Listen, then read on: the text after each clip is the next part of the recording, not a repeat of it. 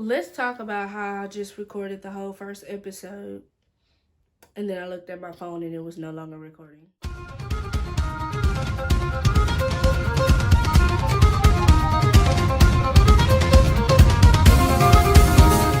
Episode 1.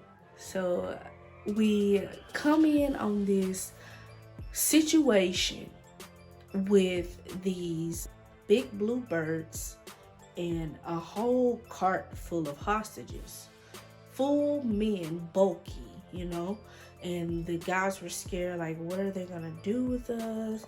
And then they was like, yeah, I'm pretty sure they're gonna use us as sacrifices. One of the demons was about to kill a man for no reason, and Meliodas and Bond, off the rip, came in hot, slicing birds. It's feathers everywhere. They get it popping soon into the episode. It's not even 5 minutes before you see Meliodas and Bond, and I'm here for it. Free the guys, and the bird reports back to his leader. It's one of the 10 commandments from before.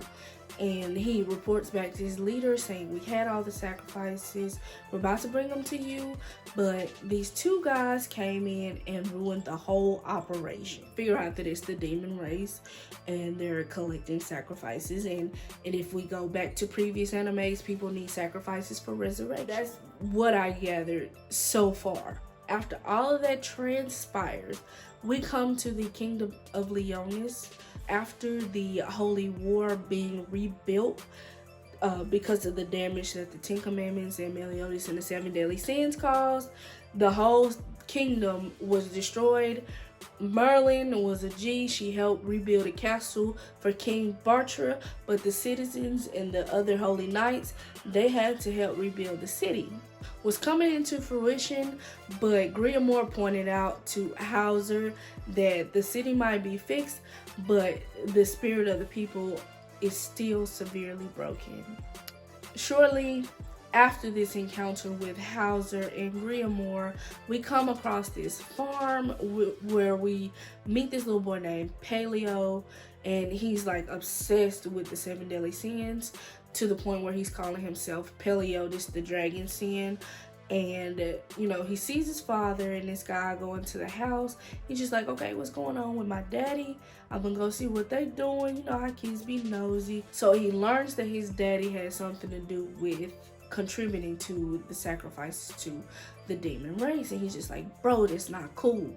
We have to fight these fools. And then this demon came to collect some more sacrifices, and the little boy was like, no, get up off of us. We're not scared of you. You dirty, you filthy, you foul. Go back to where you came from. So he's just like standing up with the spirit of Meliodas. He think he about to put in some work.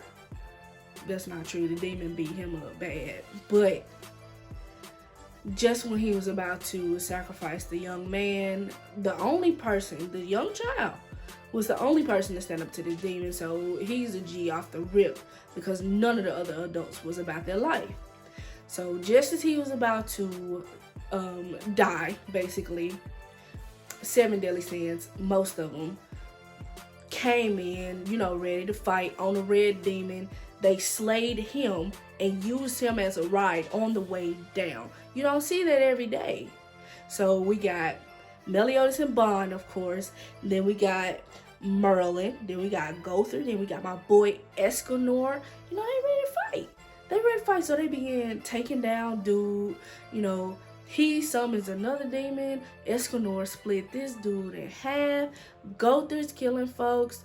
Meliodas got an opportunity to do full counter. Merlin, she came in fighting this demon that looked like one of the Sentinels off of X-Men. It was a whole thing. We see Elizabeth came in. She's got her healing powers mastered now. So she's coming in. She's healing their wounds and stuff. Everybody's grateful to the 7 Deadly Sins. Cool? Cool. So now we go back to the Kingdom of Leonis, where it's time to select another Grand Master.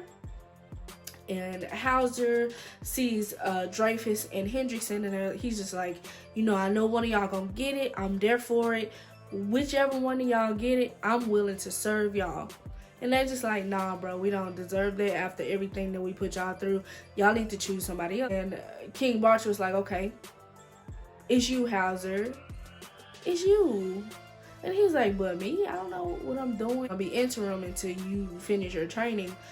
So Hauser was the new Grand Master. He was confused. He was scared. But at the end of the day, he was like, yeah, we finna do it. Because why wouldn't you? That's an excellent way to climb up the corporate ladder. That's pretty much the end of the first episode. Something that I took away. I mean, I'm happy to see my crew again. I'm happy to see them thriving and flourishing and stuff. Being committed to saving the city of the Kingdom of Leonis. Everybody's doing well. The animation is okay. It's not too different. I just don't like those fat noses. Everybody else's voice sounds the same to me except for Bond's. I'm sure it's probably somebody else, but not anybody else that I pay attention to enough to recognize a huge difference. I know that Bond's voice is different. Meliodas' might be too, but it still sounds like it could be Meliodas, but Bond for sure is different. Everything else is okay. I just feel like they used to be elongated and now they're trying to plumping them out, and I don't necessarily like that.